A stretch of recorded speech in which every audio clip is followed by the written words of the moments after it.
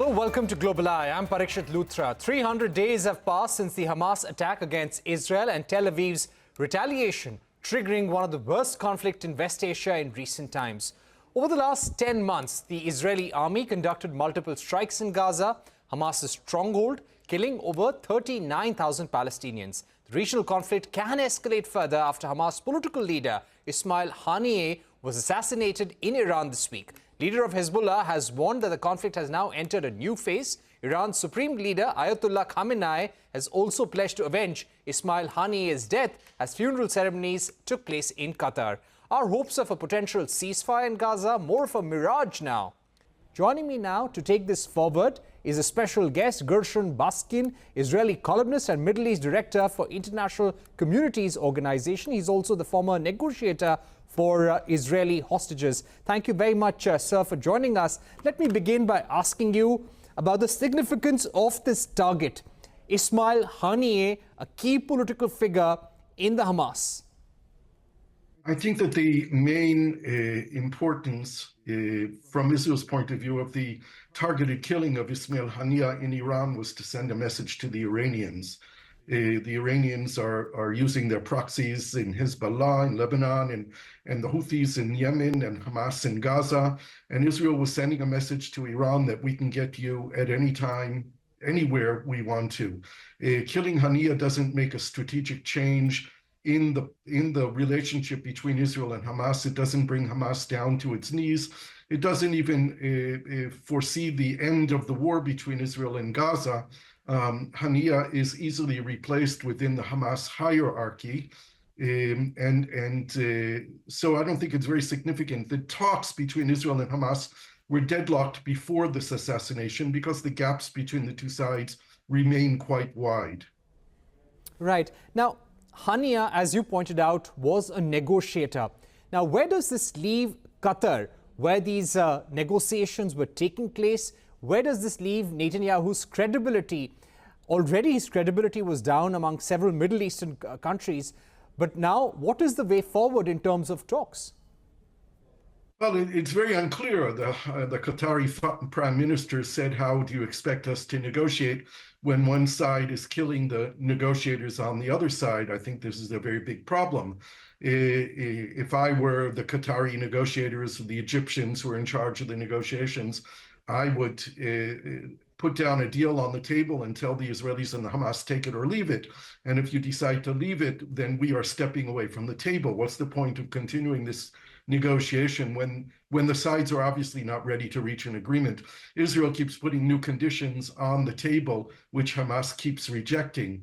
It seems to me that the primary objective of Prime Minister Netanyahu is to find the Hamas leadership in Gaza and to kill them, and then expect a strategic change in the battle plans between Israel and Hamas. But there will be no guarantee that if that happens, that the Israeli hostages will survive. Already, there are 115 hostages left in Gaza, and probably a majority of them are no longer alive. Right. Now, you've been a negotiator for Israeli hostages in the past. You've handled these situations.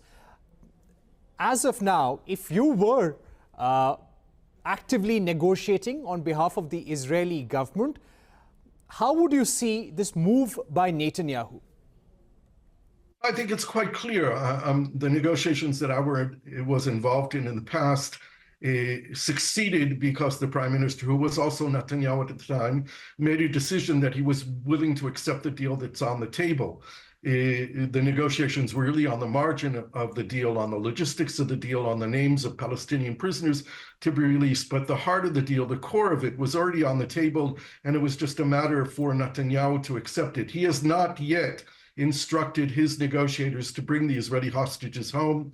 And it seems quite apparent because of the differences between Netanyahu and his cabinet and the military. The military is telling Netanyahu, accept the deal that's on the table, but Netanyahu keeps putting new conditions on the table, and therefore the negotiations don't seem to be going anywhere. There could always be a breakthrough, and we don't know what's going to happen tomorrow. We're bracing for a coordinated attack by Hezbollah, by Iran, and by Hamas right now in retaliation for the recent Israeli assassinations, or those assassinations that are believed to be done by Israel. We don't know if this will lead to an escalation or there'll be an opening advocating for de-escalating here and getting back to the table. Right now, there are no negotiations going on.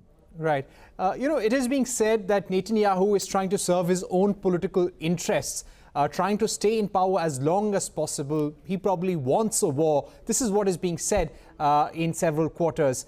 Do you think this move of killing and targeting a top Hamas leader could actually make him more unpopular with his own cabinet, with the Israeli people as well?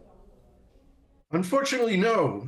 The immediate reaction of the Israeli public to the assassinations, coupled with the Netanyahu speech in the US Congress, have boosted Netanyahu's support amongst the Israeli public, which is quite bewildering because Netanyahu is the leading prime minister who served on October 7th and was responsible for Israel not protecting itself on October 7th and the horrific events that Hamas committed inside of Israel, all lead to Netanyahu. He's the longest serving prime minister in Israel's history, and he is the only person within the military structure, at least the national security establishment, who refuses to accept any direct responsibility for the failure of Israel to protect itself on October 7th.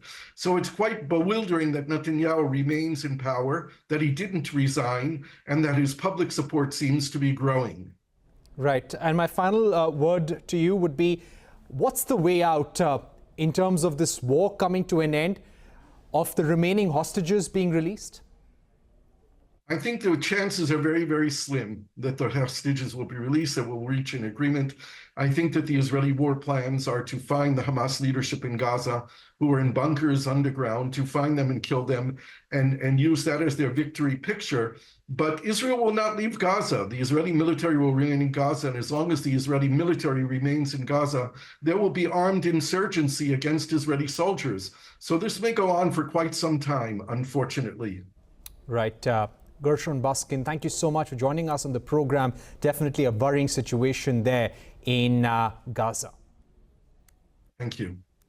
Staying with the crisis in the Middle East, the death of Ismail Haniyeh, Hamas leader, has triggered a global response. US President Joe Biden said that this assassination does not help the ceasefire talks. He said that he had a very direct conversation with Israel's Prime Minister Netanyahu. To discuss this at length, I'm joined by Trita Parsi, Executive Vice President of Quincy Institute for Responsible Statecraft. Dr. Parsi, let me begin by asking you, now, this could be dangerous. This could actually provoke Iran into a war. Why would Netanyahu take a step of this kind? How does this serve his political priorities right now? Well, it does serve his political priorities, but it does not serve Israel's political priorities. Netanyahu's political priorities is to expand and prolong the war. He knows that if ceasefire deal would collapse his government, he would lose his job as prime minister, and the charges against him for corruption would move forward, and he would probably end up in jail. So from the very outset, his design has been to make sure that there isn't a ceasefire. We've seen in the Israeli media how they have revealed that he has systematically undermined these negotiations. And this was the ultimate undercutting of those negotiations for a ceasefire, because he killed the guy on the other side of the negotiating table. There is no clearer sign he could have sent to say that he is not interested in a ceasefire deal. Right. Now, what happens from here onwards? Do you think that the ceasefire talks are completely dead here onwards? I think in the short term they are. However, Biden has the possibility, he has the leverage to be able to force a ceasefire. Because if Biden doesn't provide the bombs, Netanyahu cannot drop the bombs. So if the United States under Biden is actually serious about getting a ceasefire, they can force it. They don't have to negotiate it. They don't have to rely on Netanyahu's goodwill to be able to actually achieve it. And now we reached a point in which even a ceasefire may not prevent the enlargement of the war as a result of what Netanyahu did by attacking Tehran. Up until just a couple of days ago, it was clear. Through a ceasefire, you would have de-escalation throughout the region. But now, even with a ceasefire, it's not clear whether an exchange of fire and a potential war between Iran and Israel can be prevented. Right. Now, there have been at least two occasions in Lebanon and also in Iran where we have seen Israel directly provoking the Iranians, also the Hezbollah, into a full-blown conflict. But the response from Iran at that time was very, very measured. Do you get a sense that Iran will get provoked this time, knowing that this is Netanyahu's game? He's only doing this for his political interests? I think the Iranians will not, they will not move in a way that they think will lead to a larger war, because they're not interested in a larger war. However, I don't believe that the response will be as measured as it was last time. And I also believe that it's much more difficult this time around to choreograph this in such a way that it doesn't lead to a larger war. And part of the reason for that is that there will be other elements involved in this response, most likely, with potentially the Houthis and Hezbollah also partaking in the response. Particularly the Houthis are not entirely on the same page as Iran. They don't have the same discipline, and they don't seem to have the same interest in preventing a larger war. And on top of that, you have a Biden administration that so far is refusing to use the leverage it has to actually restrain the Israelis. If Biden restrained the Israelis, you would also get restraint from the Iranian side. But if you don't see Biden restrain the Israelis, the Iranian calculation will be that the only way to prevent the Israelis from doing this again is by deterring Israel. And that means, at least in the short term, a degree of escalation. And that's very, very dangerous. Dr. Parsi, you also spoke about Kamala Harris earlier, and you have said that Kamala Harris will not be so unforgiving as Biden. Now, whether you have a Kamala Harris presidency or a Trump presidency, do you think Netanyahu's strategy as far as the Middle East is concerned, as Hamas is concerned, will probably only last for a few months till the American election? I think that Netanyahu's strategy is to escalate as much as possible up until the election, so that de-escalation will be as difficult as possible after the American elections. If he manages to get a larger war in the next couple of weeks and months, he will have cornered a potential Kamala Harris presidency and force her into supporting Israel just as much as Biden did after the October 7th attacks, and depriving her of being able to take initiatives of her own. Instead, she will only be reacting to the crisis that Netanyahu has created. With Trump, I think Netanyahu is a little bit more careful. Trump will have, or have shown in the past, the ability to be much more forceful with Netanyahu, and I think Netanyahu will be much more careful about crossing Trump's red lines. But nevertheless, it still serves Netanyahu's interest to have as much of a crisis as possible before Trump comes in as president. Right. So he would really like to leave the next U.S. president with no choice but to just keep reacting to what is unfolding in the Middle East. Dr. Parsi, thank you very much for joining us on the program, giving us your views, very crucial views on the situation unfolding in the Middle East right now. Definitely, things are very, very worrying. We're heading into a short break now, but coming up, Kamala Harris has managed to raise $310 million in July, which is twice the $138 million raised by Trump. In his latest jibe at Harris, Trump has challenged Harris's racial identity. A discussion with former diplomat Casey Singh when we are back.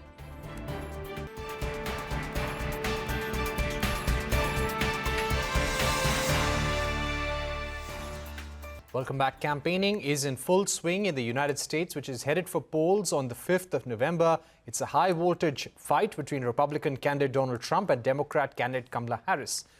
While opinions are divided over whether Harris will manage to defeat Trump, she has managed to raise $310 million in July, which is twice the $138 million raised by Trump.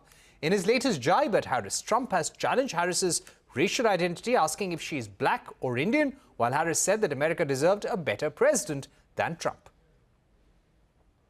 I've known her a long time indirectly, not directly very much, and she was always of Indian heritage, and she was only promoting Indian heritage. I didn't know she was black until a number of years ago when she happened to turn black, and now she wants to be known as black. So I don't know, is she Indian or is she black? She is always identified as a black woman. She went to a historically black college. I respect either one, but she obviously doesn't, because she was Indian all the way, and then all of a sudden she made a turn and she went she became a black person. Just to be clear, sir, do And you believe that I think somebody should look into that. Donald Trump spoke at the annual meeting of the National Association of Black Journalists. And it was the same old show. The divisiveness and the disrespect. And let me just say, the American people deserve better. The American people deserve better. And joining me now to take this forward is Singh, former Indian ambassador. Ambassador Singh, thank you so much for joining us on the program. How do you think this racial jibe by Donald Trump could impact the current election campaign? Will this further boost Kamala Harris's popularity? In the last few weeks, we have seen her popularity increasing. Look, the Republicans are hoping that that's just the initial jump. But there is another factor because she hasn't announced a running mate. Now, once the running mate comes in, that'll also probably give her a bump because he'll be from one of the crucial states, the swing states. And she'll go to the swing states. Essentially, the U.S. election is not about 50 states. It's about half a dozen states because most of the big states are already slotted. Like California, New York, automatically vote for the Democrats. The Republicans don't have a chance there. Texas goes with the Republicans. But there are these crucial 6, 7 states, Michigan, Wisconsin, Ohio, Pennsylvania. They swing an election. In fact, somebody's calculated that when Trump had won the first time around and Hillary lost, it's a question of just 70,000 votes in a few counties of these swing states. Because it's so highly polarized already that what really is required is Trump has got the working class white. He's selling the Christian nationalism. It's just racism, pure and simple. And what Miss Harris has to do is to get back the youth, get back the minorities, and get back the blacks. Because even they had started abandoning Biden. And the youth had started abandoning Biden because of the policy on Gaza and Israel. And we saw the protests which even the Ivy League college campuses had. So that she has done very cleverly, and that's why she did not attend Netanyahu's address to the Congress, the two houses. She was supposed to be there because as the vice president, she chairs the Senate. So the speaker and the vice president sit together. She didn't go there. And she met Netanyahu separately. And some of the reports are indicating that she really was very straightforward with him and not as forthcoming and warm as he expected. But he's playing a different game, and that's what Dr. Parsi was discussing. He has deliberately come at this time. A Republican-controlled Congress invited him right in the middle of this election. But he was upended because of Biden stepping aside. So the focus in America did not come on him. It's really on Miss Harris and the way the election's going. And the numbers that you're talking about, the interesting thing about those numbers is not only the millions of dollars. Many of those are coming from people sending $100 or small denominations. So you're talking of a few million people who have jumped on board. Now, somebody who sent you money once, whether he sends you $50, $100, he's become a voter. And she's also had a spike in the volunteers, huge number of volunteers. Now, coming to what Trump is doing, he obviously will continue to do the same thing. But there are people in the Republican Party who say that he may not end up overplaying that hand. They want him to focus on the issues, the border, the economy, rather than just going after Miss Harris. But then Trump is Trump. If he sees something which is of interest to him, he'll just go after it. Ambassador Singh. Now, what happens is that is why she's not engaging. Right. Ambassador Singh. Because, Right. Yeah, Ambassador Singh, do you also get a sense that because she is appealing to a large number of Americans right now, may appeal to a large number of independent voters, new voters in those 6 swing states as you speak, also that a large number of the Black American population would like to vote for her? Is this a reason why he's targeting her on her racial identity? Obviously, because you have 40 million, the Black population in America is 40 million. There's the second largest number of votes other than the white community. So he realizes that that is an issue. So he thinks that if he can create, because what happened is that when she had participated in the primaries, when Biden became, that is 4 years ago, she was targeted and she kind of took it on. It didn't work very well. So they probably think that if you attack on this, then you, and if she gets ensnared in this and is constantly only answering this, you get her off her script. And her script is, and she's repeating it, that I'm an attorney. I've been a district attorney. I've been the Attorney General of California. And I know how to handle people like Trump, who's basically a convict. He's been convicted. He's indicted. So they want to get the focus off that. But she so far has not bitten the bait. She simply said that this is disrespectful, divisive, and moved on. And let him keep doing it. And I don't think the people also have much appreciated it. Yeah. Right. Even among the Republicans, do you think there will be Republicans like Vivek Ramaswamy who will appreciate what Donald Trump has done? Well, he belongs to the right fringe. You know, he's an Indian Donald Trump. So it doesn't matter what he thinks. The fight is not about the right thing. And that is why they're saying that his running mate Vance is not of much help to him. Because Vance is really a mini Trump, or even worse than Trump.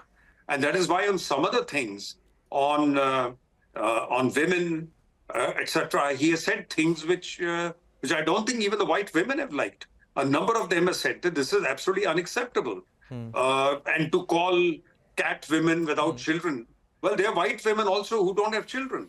There are women who can't have children. There are women who don't want to have children. So, you know, women feel, and that brings the focus back on abortion. And that's where the Republicans are vulnerable. Because on that issue, 75% of the women feel that women should have a right to decide what they want to do with their bodies. It should not be imposed on them. So then Vance is bringing the focus back to abortion, which is what the Democrats want, which is what Kamala Harris wants. So it's not much of a use. Now, what you need is, as you put it, the independent voters, the ones in the middle, the swinging voters, the Democrats who had become neutral or didn't want to vote, some middle people who voted for or were willing to vote for Republicans this time, but who will come back. The Obama voters, this is the old Obama combine. Can she get the old Obama combine? She doesn't have the charisma of Obama, but can she get that combine, which is the youth, the minorities, the blacks, and the educated whites who will come there, and then you get a narrow edge. Right. Thank you very much, Ambassador K.C. Singh, for joining us. It's going to be a very interesting US election campaign. We've got 3 more months to go. Lots can happen till then. But as you're saying, Kamala Harris in the lead right now. Let's see who her running mate might be. That's all we have time for here on Global Eye. Thank you for watching and goodbye.